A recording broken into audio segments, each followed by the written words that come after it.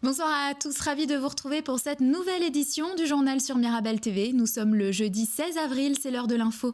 Et tout de suite, voici les titres de l'actualité. Le 70e anniversaire de la Résistance est jusque fin 2015. Pour ne pas oublier cette période de l'histoire, nous vous emmenons ce soir au musée luxembourgeois de la Résistance à Esch-sur-Alzette. Il abrite l'un des plus vastes sites mérovingiens de Moselle. À Audun-le-Tiche, nous visiterons les vestiges d'un cimetière datant du 7e siècle. C'est un artiste belge, mais la Moselle l'a adopté comme l'un des siens. Thierry Roland Tiston nous fait découvrir son art ce soir, un univers qu'il façonne à l'aide de métal. Mais d'abord, une bonne nouvelle pour le secteur des télécommunications. Fin 2016, la totalité de l'agglomération messine sera raccordée à la fibre optique, une technologie qui permet une connexion Internet plus rapide. Et c'est l'opérateur Orange qui l'a annoncé hier soir à Metz. Pour le moment, 40% des logements messins seulement y sont éligibles. Une idée de sortie à présent avant la fin des vacances scolaires. Nous quittons la frontière française pour le Luxembourg. À Esch-sur-Alzette, nous avons poussé les portes du musée national de la Résistance. Alors que nous fêtons dans l'Hexagone le 70e anniversaire de la victoire sur la barbarie nazie, notre voisin a choisi de rendre hommage à un bunker qui servait de cachette à 25 jeunes luxembourgeois, déserteurs de la Wehrmacht et réfugiés politiques. C'était en 1944. Retour dans le passé avec Michel Weiss. « 10 mai 1940. Au terme d'une invasion éclair, le Grand-Duché du Luxembourg s'apprête à subir à nouveau les affres de l'occupation. En seulement quelques heures, le pays est sous contrôle de l'armée allemande, qui va purement et simplement l'annexer, en considérant sa population comme étant de race allemande.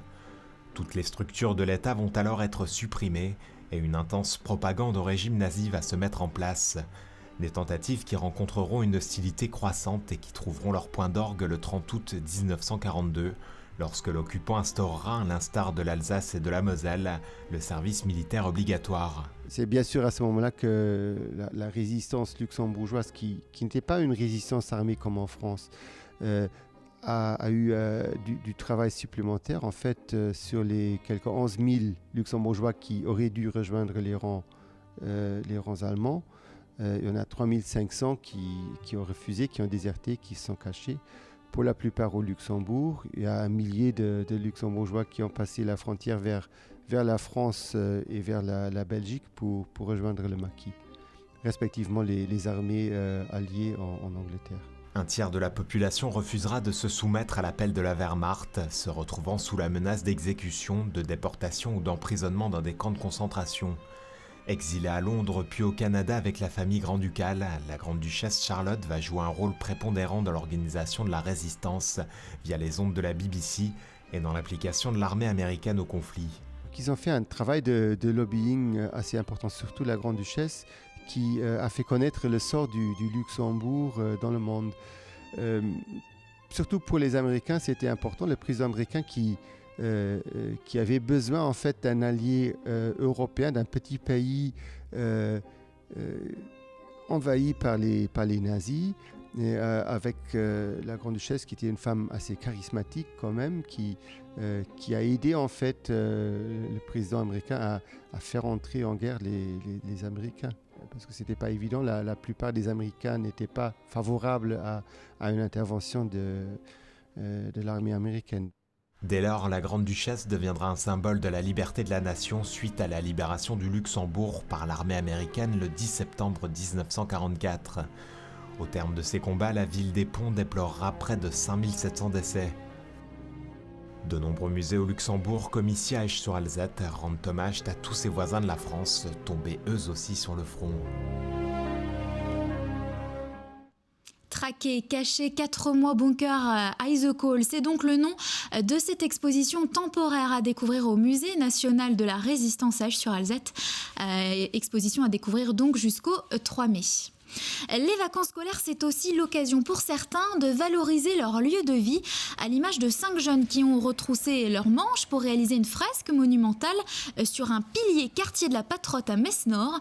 Vous ne l'avez peut-être pas reconnu, mais c'est Jean Jaurès, symbole français d'humanisme et de pacifisme dont ils ont tiré le portrait. Les travaux ont débuté hier, ils devraient se terminer demain. On écoute tout de suite les porteurs du projet au micro d'Oriane Vallou. Là, on a posé la base, donc ça veut dire en gros les traits de position des personnages, du nez, je veux dire, et des yeux. Et maintenant, il va falloir qu'on passe au remplissage. Donc il va être travaillé en dégradé de bleu. Ça ne sera pas forcément un résultat type photo. Ça sera plus un résultat type aquarelle. Jean Jaurès représente pas mal de choses au niveau du pacifisme, de l'humanisme. Et c'est ça que je voulais faire ressortir. Ce qui me plaît, c'est le partage de la passion et de la technique en fait. C'est-à-dire que mon idée, c'est d'être un peu le relais, d'apprendre comme moi j'ai appris à l'époque à d'autres personnes pour qu'ils puissent continuer plus tard le graffiti tout simplement, quoi. Est-ce que tu es content de participer à ce projet-là ? Ben oui, parce que comme la place elle a été rénovée, et ça fera un peu plus beau qu'un un truc tout gris au milieu. Il fallait amener quelque chose de plus. Et donc avec ça, on espère, il y aura encore d'autres choses de fait, que ce quartier redevienne. Il a été abandonné tellement longtemps qu'aujourd'hui, tous les membres du comité de quartier ont envie de le faire bouger et de le faire valoriser par rapport au reste de la ville. Allez, un peu d'histoire à présent, direction Audun-le-Tiche. La commune abrite un vaste site archéologique. Il s'agit d'un cimetière mérovingien. Il rassemble des sépultures datant du 7e siècle. Des fouilles réalisées en 1995 ont même permis de révéler des armes et des bijoux dans les 200 sépultures mises au jour. D'ici 2016, un musée pourrait même voir le jour à Audun-le-Tiche pour abriter ces accessoires. Les images tout de suite d'Arnaud Caël. Audun-le-Tiche, frontière luxembourgeoise, sur une petite colline environnante. Un des derniers chemins de croix en Moselle mène jusqu'à ce somptueux calvaire érigé en 1952. Mais tout autour de cette structure s'entremêlent des centaines de sépultures mérovingiennes. 203 ont été mises à jour. Une équipe de mineurs tombe sur elles par inadvertance en 1880. Puis, des années plus tard, après la mise en place du calvaire, le site va être régulièrement pillé. Les vandales venaient pour essayer de trouver des trésors. Et puis, ils saccageaient plus le site que le reste. Pour répondre à ces attaques à répétition, la Société audunoise d'histoire locale et d'archéologie, la SALA, voit le jour à l'initiative de professeurs universitaires. C'est elle, dans un premier temps, qui va s'occuper de révéler au grand jour 350 dépouilles mérovingiennes. En 1967, on a commencé à vouloir faire les premières fouilles, on a fait des fouilles de sondage. À partir de 1968, on a commencé à vraiment fouiller. Les recherches de la SALA vont durer jusque 1985. Ensuite, ce sont des spécialistes nationaux qui reprennent le flambeau des bénévoles. Parfois, plusieurs squelettes du 5e et 6e siècle principalement sont retrouvés dans le même caveau. Tous les ossements sont récupérés et les objets répertoriés à l'aide de la DRAC. Les découvertes sont souvent surprenantes et variées. Et dans les tombes, que ce soit hommes ou femmes, on a retrouvé tous les bijoux, l'armement des hommes et tout. Même les enfants avaient un petit couteau. Ils avaient également un petit couteau. Bien d'autres tombes mérovingiennes n'ont pas encore été découvertes et sommeillent toujours sur les hauteurs d'Audun. Mais au-delà d'autres recherches, la SALA s'est fixée comme premier objectif d'assurer la pérennité de ce patrimoine déjà exceptionnel. Portrait d'un artiste belge, tout de suite, à la fois sculpteur et peintre.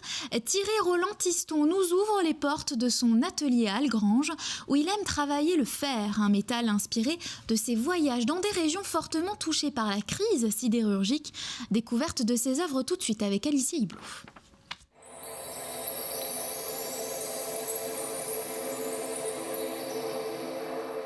Les biométalliques, c'est très simple. C'est la Lorraine, ni plus ni moins. C'est vraiment toute cette région. C'est toutes ces traces qu'on a encore de ces usines du siècle dernier. C'est fabuleux. Moi, c'est des matières qui me parlent vraiment. Donc, c'est venu de là, en somme. J'utilise des potions magiques, des produits avec des bases de peinture dans lequel il y a des particules de métaux et des oxydes, ce qui me permet de faire comme du plaqué or.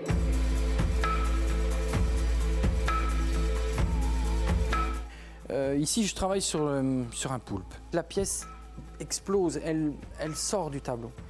Et puis ici, vous allez avoir toute la partie supérieure du poulpe qui, lui, sera absorbé par le tableau. Donc en fait, il y a toujours un aller-retour. J'aime exploiter les cultures, les mythes, les mythologies, les légendes, l'histoire, la vraie. J'ai de grands personnages auxquels je tiens beaucoup, Léonard de Vinci, Michel-Ange, Caravage. J'ai des bouquins dans lesquels je vais chercher un tas d'indications. Et puis alors après, je croque vite fait de façon à pouvoir déjà établir une idée. À partir de cette idée-là, après je passe à l'étape suivante, c'est-à-dire la réalisation.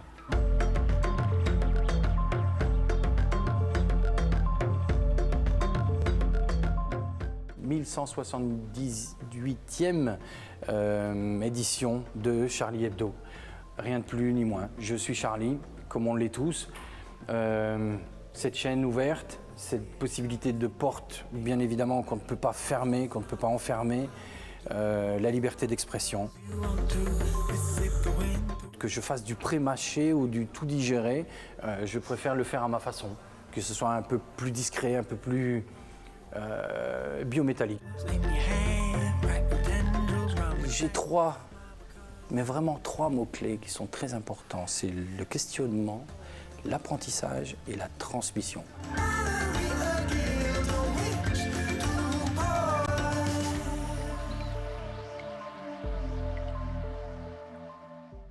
À noter que la prochaine exposition aura lieu sur sa terre natale, en Belgique, à Tournai.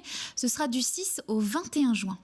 Voilà, c'est la fin de ce journal. Merci à vous d'être restés à l'écoute. On se retrouve demain, même lieu, même heure. Passez une excellente soirée.